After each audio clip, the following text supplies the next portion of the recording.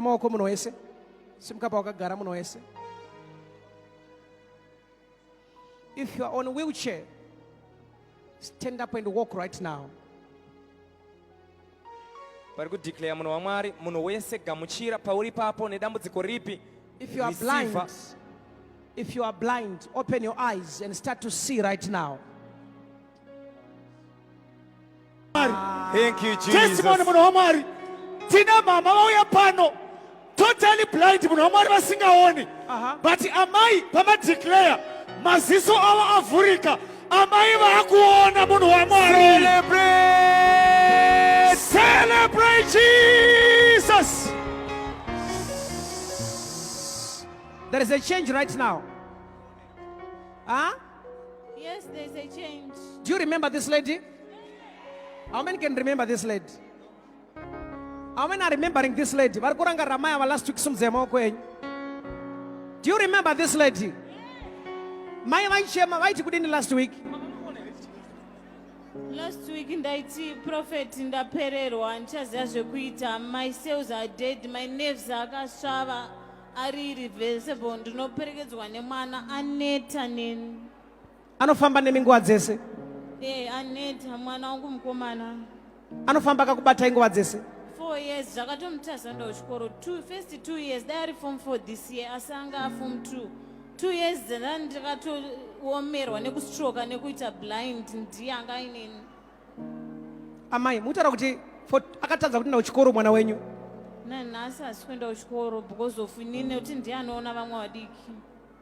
Muri kunzwa here problem yamama? Aumanaka aindawa nemi makangopfava mani.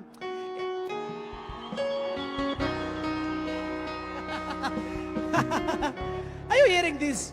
How many are remembering this lady last week? Prophet vari kungodeclare ona zviri kutoitika izvo. Uri pauri ipapo gamuchira testimony yako nezera Jesu. Gamuchira testimony yako nezera Jesu. Gamuchira testimony yako nezera Jesu. Una matra marriage, ma finances, uchibva panapa. Dzoka ne testimony next week. Just watch what is happening. Amai vakutofamba vachitevera mwana wavo mukomana. Celebrate Jesus, somebody. Thank you, Jesus. I want to hear. Are you saying? Do you remember this family? Naimwana mama wako wangu ari blind here. Yes, prophet. Are you sure? Yes. Sakunofamba navo nguva dzese. Yes. Sure. Chero kutonogeza vanoperekedzwa nehanzvadzi yangu. Yes. Chokwadi. Yes, prophet. Kati munzwe story yevanhu andika? Chero kunogeza vanoperekedzwa nehanzvadzi. Yes. Vanenge vachitonotarisira kuti pamuteleti makachena here, hamuna kana dzvinyi here kana nyoka kuti vakwanise kugeza. Yes. For how many years? 4 years. For 4 years. Samakatadza kutenda kuchikoro. Yes. Nenhau yekuti kudini? Nenhau yekuti amai vangu vasingaone dhinda yavabatsira zvese, dhedhe vakatiza. Dhedhe vakatiza. Are you hearing this? Vanzi baba vakatiza. Ana baba musatizewo padzimai yenyu adidi? Mune matsvaga mega ingawani. Katinyararei. Pamakatsvaga tanisipo. Baba vakatiza. Yes, prophet. This is very emotional. Right? Yes. It's very emotional. This is very. Are you hearing this? Stretch maoko ako kuna mama. Itakubva nhasi. Ngavagamuchire total healing. Total healing. In the name of Jesus Christ. In the name of Jesus. Itakubva nhasi. Ngavagamuchire total healing. Total healing. In the name of Jesus Christ. In the name of Jesus Christ. Say from today. From today. Let you receive total healing. Let her receive total healing. In the name of Jesus Christ. In the name of Jesus. Amen. I saying, men of God, I remember this lady. Amen. I saying that. You remember this lady? Amai, Chende Norugare. We are still praying for you. God is healing you. God has healed you in the name of Jesus. Let's see a change yaitika pamore. Gatone a change yaitika pamore. Can you follow your son? You can see him. tarisai muone vari kutotevera pari kufamba mwana wavo. Mama, do you see your son? Muri kumuona here? Oh, Ah. Chingoomberera Jesu pauri ipapo, omberera Jesu.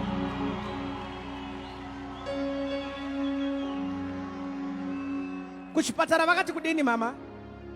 kuchipatara vakati ndaita inonzi optic atrophy, kusvava kwethe optic nerve. Aha. Tsinga dzinoona dzichasvitsa ropa kumboni, saka vakati hatirape tsinga. Maziso angu hana need yemaglazi kana kuparwa, saka ndofanira kungogara ndakadaro. Mutori nemapepers ekuchipatara kumba? Mapepers ekuchipatara ndakamboya nawo asi ndine macopies arimo mufoni nhasi ndasina kutakura. Can I see the copies in the phone? We have got some doubting Thomases here. Let's see the copies in the phone. mama kutoti kwanzi pamakamira izvezvi ndiri kutokuonai imimi. Jesus. Yeah.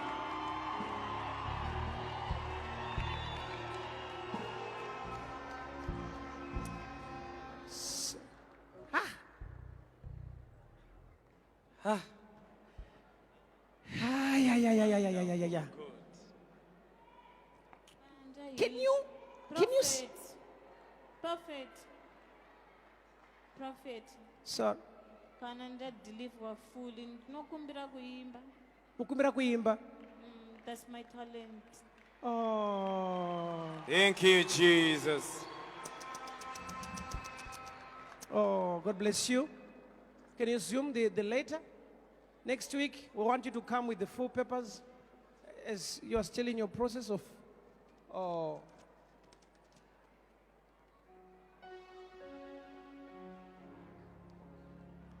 the above. Because of time. Greenwood Park Eye Center. Nangona pakanzi the above.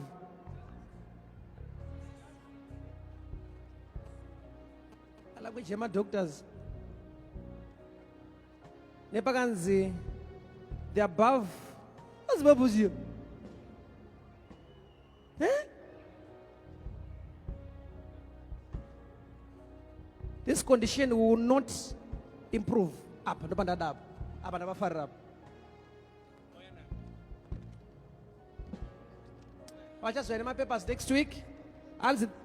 Listen, this condition will not improve. Yours faithfully, Dr. Annie. What's Dr. Annie? Molia. Bukutu from Guramatunu. Huh? Bukutu from Guramatunu. Bukutu from Guramatunu.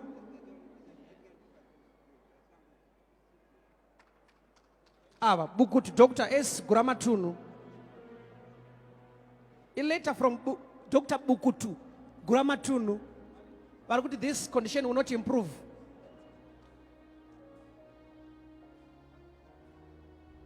My victorious. Celebrate Jesus. Ngatisimuke tifarire Jesu, tifarire Jesu. Thank you. Ngatifarire Jesu. Jesus. Vakazi nanachiremba condition yavo haichachinja zvakare. It will not improve because hanzi atirape tsinga. Akanzi she will remain blind. Ndizvo ka mama? This is what you have been told. Ndizvozvo chaizvo. Pandakabva kunoku last Sunday ndakapotsa ndakomita suicide ndaneta. Muchiti Prophet vanondinamatira.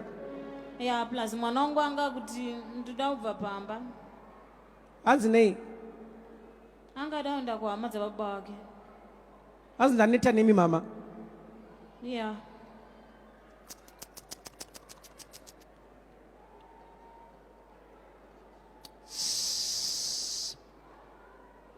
Saka baba vakakutizai nekuti mama ita blind.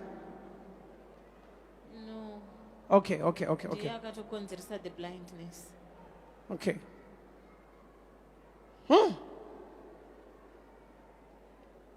Samuri kutondiona pandiri panapa? Yeah. Ndiri kuona. Weitoni panapa toni.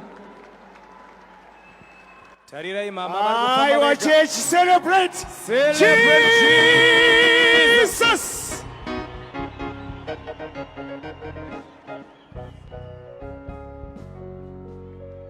Thank you, Jesus. Zvoda You can kufarirwa izvi, zvoda celebrate. kufarirwa izvi.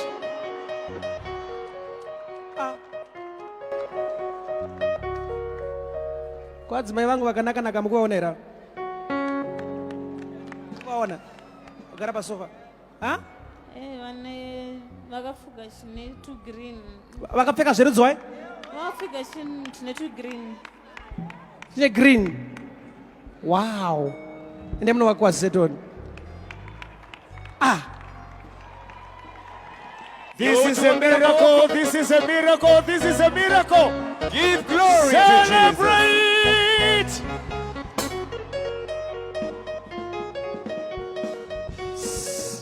Kazhinji kuona matestimonies akadai so achiitika uchiramba wakagara hauna chichakushamisa paupenyu hwako. Yes. Unoshamisikawo here wewe? Unomboshamisikawo here? Unofana kushamiswawo nesimba raMwari riri kuitika. Tarirai muone nevavakidzani Prophet, vakutofarirana. mwana wacho hanzi I'm confused muno waMwari. Hanzi chine mwana wacho? Ari kupi mwana wacho? Au mwana ana wandibatsirewo mhani kuona nyaya iri panapa. Are you sick this? Wati mukomana? Basiya takaenda kumba kwavo Prophet. Mwana ndiye aitochengeta vana uyu. Sure. Takaenda kumba kwavo last week. Tautoya nawo nhasi navamutasa makuseni vachitoti ndinoponawo here nekuti last week ndakatoita bp ndatadzwa kubatsirwa naprofeti. Mwana wacho, what are you saying? Prophet ndashamisika nezvaiitika. Ndinoda kungotenda Mwari chete.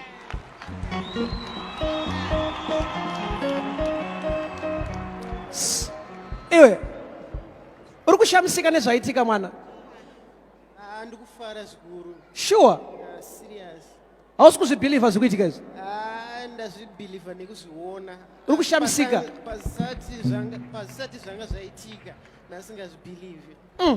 Asi nekuzviona handikuzokufara. Thank you, Jesus. Mwari ari pana akaoma. Mwari ari pana akaoma. Amai awa. I'm excited with this deliverance. I'm excited with this healing. She was tired.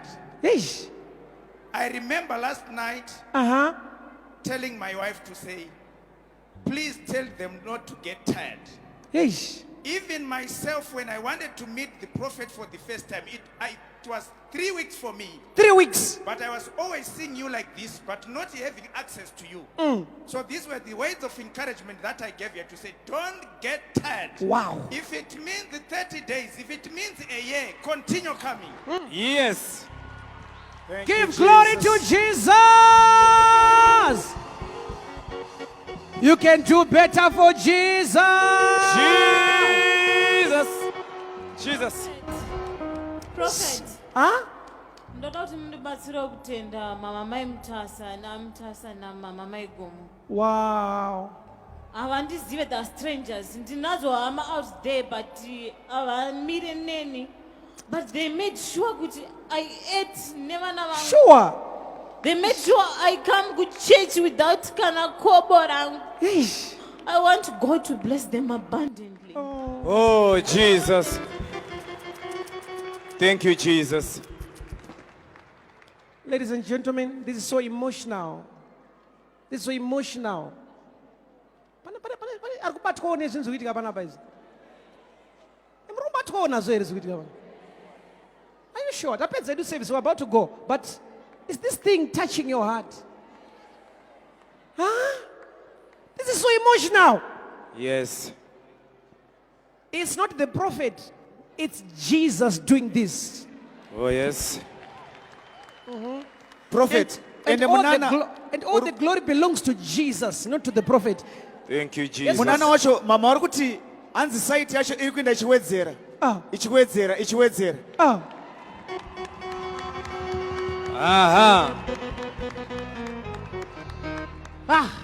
Amana service yapera but unoshaya kuti unovhara sei pakadai zo apa.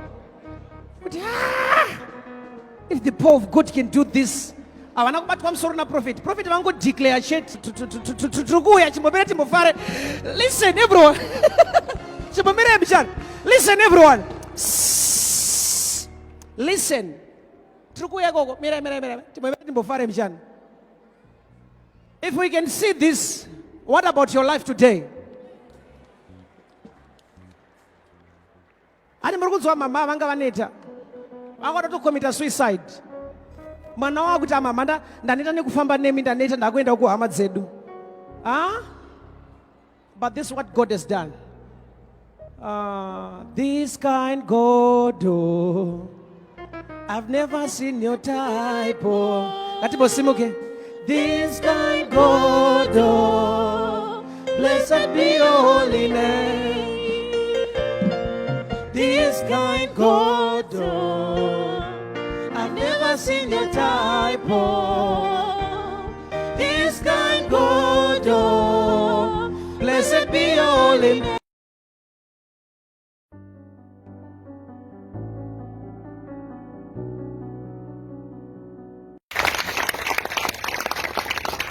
Are you sure? Amen, people. Do you remember this lady? Yes. Yes. Okay. All right, let us hear. Prophet, chekutanga ndoda kutenda imi nezodzo riri pamuri. Nekuti dai musipo zvese zvandiri nhasi dai zvisiri possible. Ndikotenda Mwari vanoita kuti the impossible ive possible. Mwari vanogadzira nzira pasina nzira. Ndotenda nhasi kuti ndiri kwanisa kuona kuti pane mavhasiya, pane vakabata kamera, pane vakabata vanhu 3 vari around me.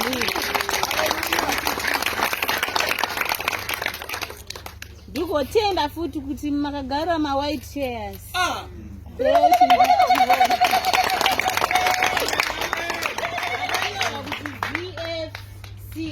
Wow. To sing those chairs. All right, Mama, what was your condition for the past weeks? My condition yanga iri so terrible. Naambofungira kuti nhasi ndinenge ndakasvinura. Ndaigara ndakasvinura zvandakaita, but I was blind. She was blind. It's painful because kana usina kusikwa naMwari uchigara mudhako weudhu wakasikwa chona light zvinorwadza ende zvinonetsa kuaccept. Ndakaenda kumadoctors vakatry kuda kundicheka musoro vaita vachitinde pamwe ndaita growth mumusoro. Ndobva ndatanga ndaitwa MRI scan. Vakaona kuti CT scan idiki bva vanitendai for MRI. Vakaparadza pfuma yakawanda ndichiita izvozvo, results ese aibudari negative. They've done so many tests. Ana siki ana chi vachitrya kuti vatsvage kuti blindness yakonzereswa nei. But in the end vakataura kuti medically hatisi kuona any problem with you, hatina zvatinokwanisa kuita. Tsinga dzinoona dzinoendesa ropa kumboni inoona dzasvava. Saka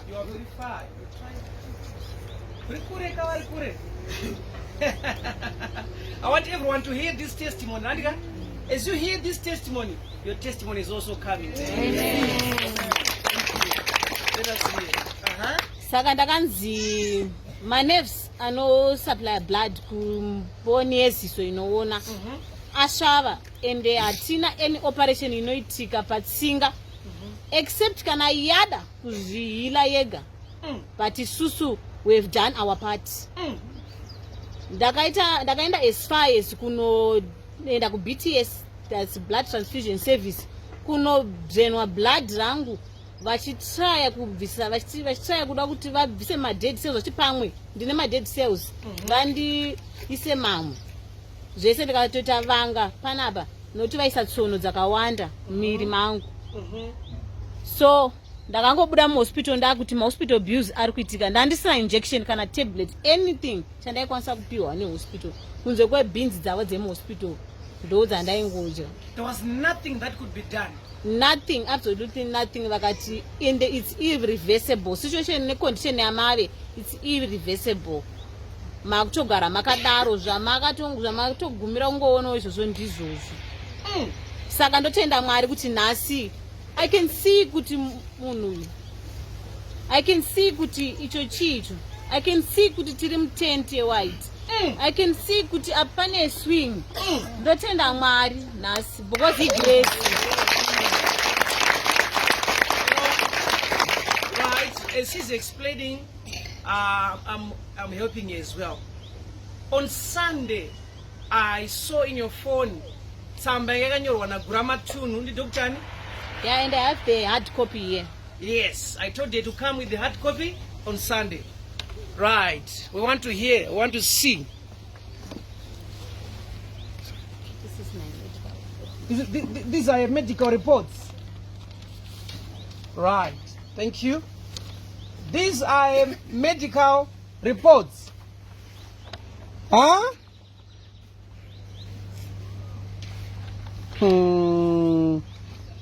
Right. Tsamba Ian Wamari from Greenwood Park Eye Center. Right? Director S. Guramatunu. Right? There's this part I wanted on Sunday. I read on Sunday where the doctor has even said this condition cannot improve.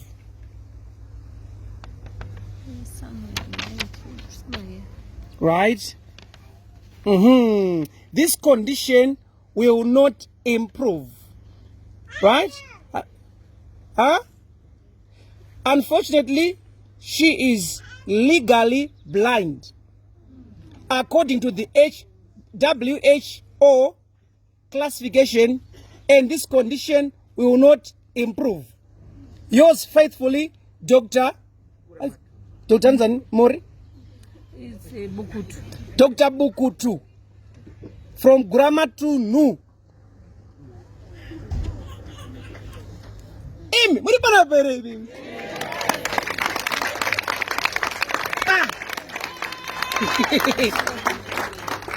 We are talking of a letter that is here. Yes. The letter. Who can help me read? Maybe I'm reading on my own. Right? Legally blind. Where is it? Right here. All right. So it says, unfortunately, she is legally blind, according to the WHO classification, and this condition will not improve. Will not improve. Yours faithfully, Dr. IP Bukutu. For and on behalf of Dr. Solomon Guramatunu.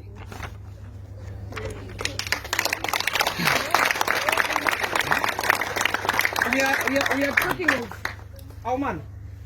It's somebody. Huh? I don't know number 3.0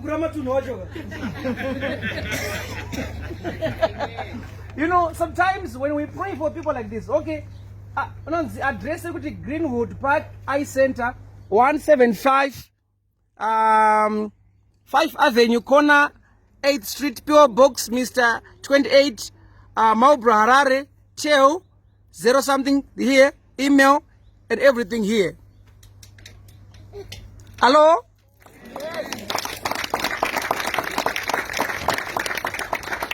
So if you want to prove what God is doing in this place, go to this hospital with this lady, with this letter. Right? Can you imagine? The doctor even said she is legally, not illegal blind, she is legally blind. And the doctor said she will not improve. The doctor said, unfortunately, my God. So, Mama, on Sunday, I started to see this lady for 2 weeks, right? You, Magoya Kangari Church. Last Sunday, that was the 3rd week. That was the 3rd week. Yes. So, Pama, we are Shak Basir or Matukudin. At first ndaiora moyo ndoti, why is my condition different? Why is my situation different? Are you hearing this? Yes. Inga vamwe ndiri kungonzwa vachiona, vamwe vanotonzi they were born blind but vari kutoona. Inini I was not born blind, ndakazvarwa ndichitoona. Saka yangu condition yakaita sei. Mama ni makore mangani musingaoni? 4 years. 4 years.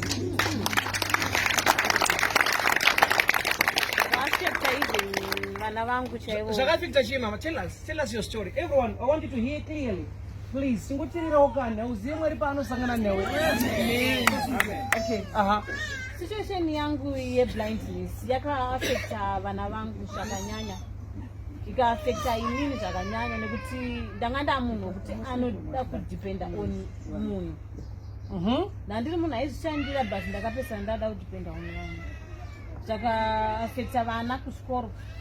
Mwana wangu mukomana wandaifamba naye naye akadropa 2 years dzakanyanya zvisingati, ndakatostroke, ndakaita blind at the same time vana stroke. Akaregedza chikoro bhozi apa pasisina kumubhadharira. His father vanga vari vekungoenda kuvakadzi, vakaita mari vanogara kumagirlfriends. Kana vasina mari you see him pamba futi. Saka at first situation yaimboita kunge iri nani nokuti my mother vanga vari vapenyu. Then vachizofa mama wangu last year zvakatanga kuita worse because she was my only hope. Ndo vaisa kuti vakabva kumusha sometimes vakarima vanondigera chibage vanodii vanenge vaineni ndine vana. Saka ndaisazonyanya kurwadziwa ndo ndaisakwanisa kuzvitambira kuti ndablind kusvikira vana vangu vambodzoka. Husband chaakagona kuita kundisa mwana anopedzisira ne 2 years vandisiya ndine nhumbu ine 1 month.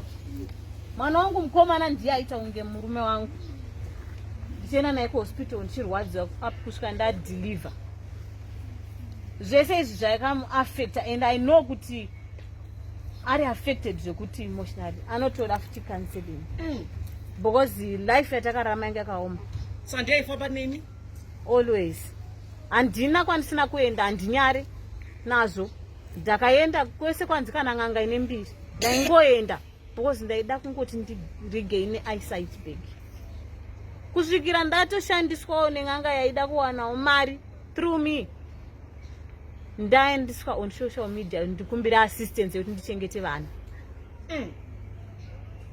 Chavakaita kuti ivo vabenefite ivo nekubhadharirwa the platform yavo yeYouTube, inini I gained nothing. Kusvikira ndakazongowana 1 person akataura neni akati handachandokwanisa kupa my sister, asi madi mamboenda kunoedza kunobatsirwa kunonzwa Prophet Jose.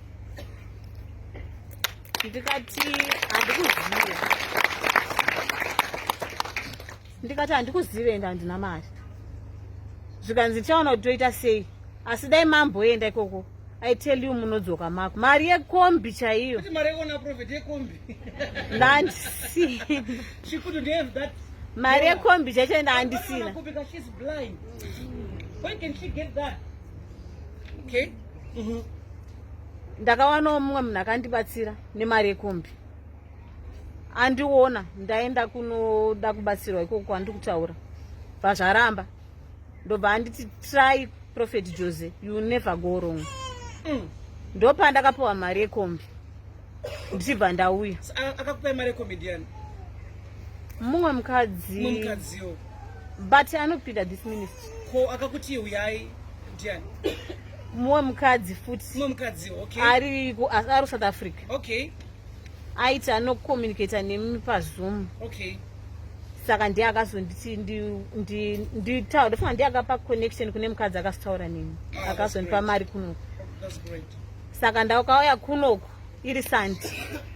Ndaingoti mari ndakapfamba kubva kudhara for 4 years andambozorora. Ndaneta zvinoita here azviti. Ndakakwirawo lift yanga ine vanamati vepano vana vesangano rinori ndisingazive. Mauyawo. Ndikutouyawo. Ndibva ndakumbira kuti ndokumbirawo kune driver wemota yangati ndokumbirawo mundidropewo, ndine mwana asati aziva zvekufamba mutawuni kana kupi. Ndokumbirawo munene kunze kwetawuni muti siyo panonzi paRotten Row.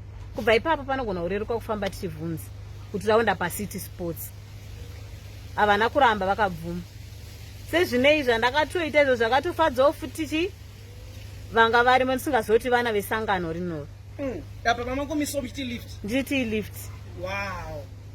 Saka tanga tavanawo sangano chete vanga varimo motichiuya kuno.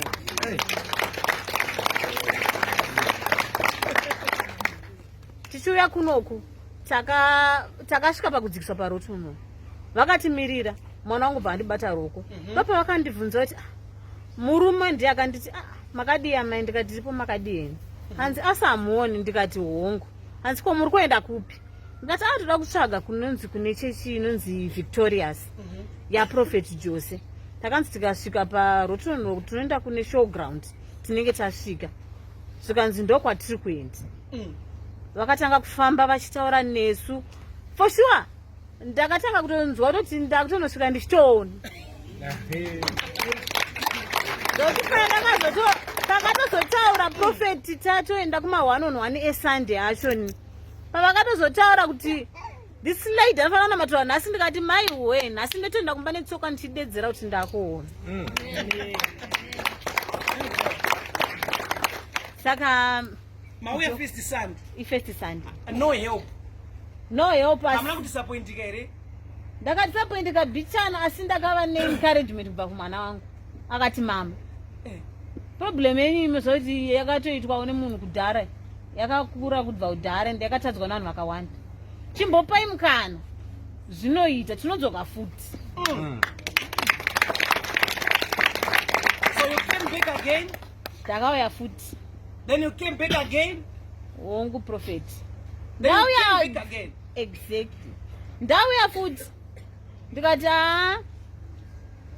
the previous Sunday ndikati pamwe kuda Prophet vada kundibatsira hangu pa special Sunday because August yagara mwedzi wandakazvarwa, saka it has to be special. Pamwe vada kundibatsira special Sunday. Saka ndikati regai ndive patient. Sunday pandatsvaga mari yetransport vatashaya kune munhu anga atipromisa. Sezvineiwo ndakafonera nababa namai Mutasi. Wow. Vakandiudza. Yeah. Sunday, Baba. Oh, this is great. Vakandifonera manheru vakanditi muye mumire parod. Parod pabus stop yedu. Ndikutakurei kuende kuchechi. Takanzwa kutononokerwa. For sure takagadzira tikamira ende tanga takutonetsa ivo tisibhozi takaenda ipapo early than time yatakanga tanzi timiri. Are you hearing this? Yes. Okay.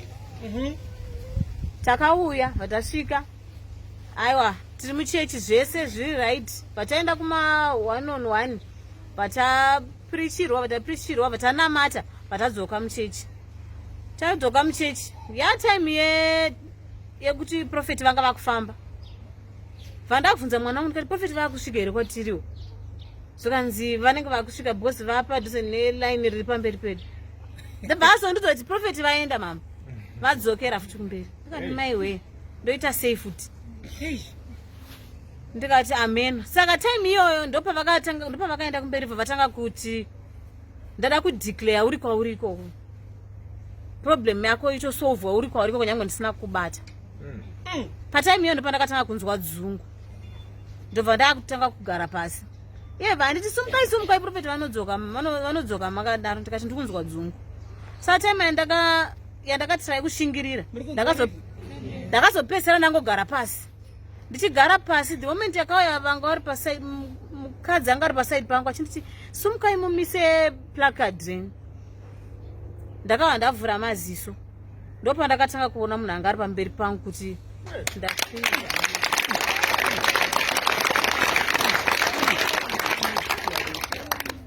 Akandibvunza kuti mukadzi akandibvunza muri kundiona here, ndikati asi muri Asha.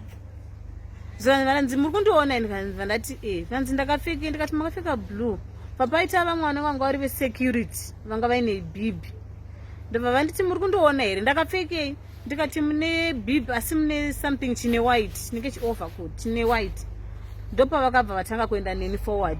At the moment yandaramba ndichienda forward, ndaita kunge maso angu ari kuramba achiclear.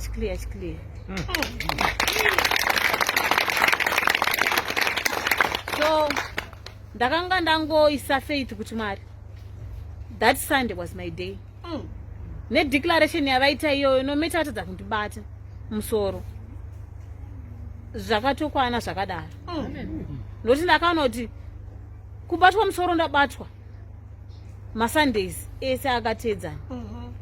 But ansati ndarigina site yangu. Pamwe zviri kuda kuti ndingozviaccept as it is ndiri kwandiri. Saka nhasi ndasvinura ndakuona. Amen. Ndichisvika kumba ndakasvikofara kuona kamwana kangu ndandisingakaziva. I gave birth to mwana wangu wokupedzisira ndakumuona. Ndoti kana kuri kuchinjirwa kana ndakapiwa asiriye kana ndakapiwa handizive nokuti ndakavangondudzwa kuti mazvara mwana musikana asi ndikangoti okay. So she's saying I didn't know my daughter for 4 years. Makabereka mwana manga musingazivi. That one is 2 years. The last one. For 2 years. Mama singamuzivi. Yeah, ndandisingamuzivi ndaingoza kungomubata ndichingomuudza kuti mwana wangu. Asi ndizive face ya mwana wangu kuti akafanana nani. Complexion yake akaitawo sei. No.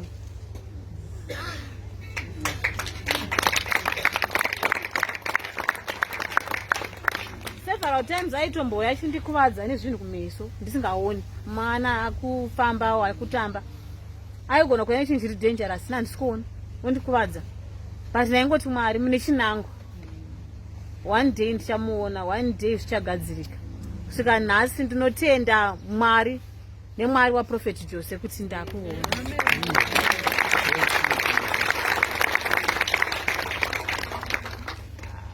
My dream has been shattered. Ndakazvarwa ndiri munhu anga ari into singing zvakanyanya. But ndakavharidzirwa chipo chese ichocho.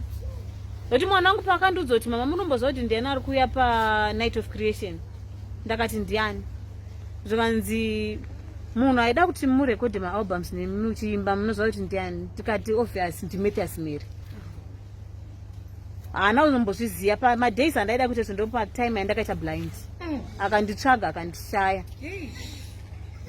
Ndakaluza maopportunities elife akawanda because of situation yangu. Asi ndotenda kuti nhasi Mwari vari kudzoreredza everything chachakabiwa naSatani.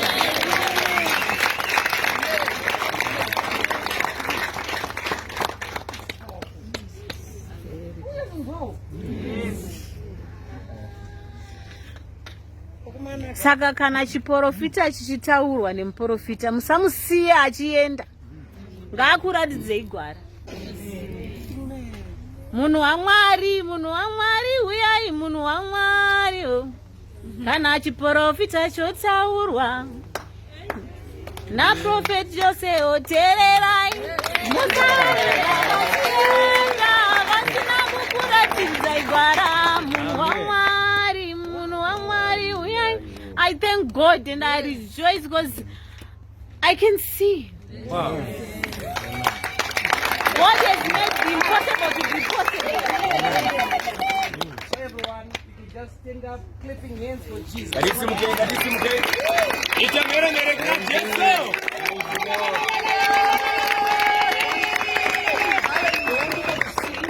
want people to see her walking, right? You can walk, Mama. Yes, you can come here. Sorry, this one. Wow. Hey. Look at it.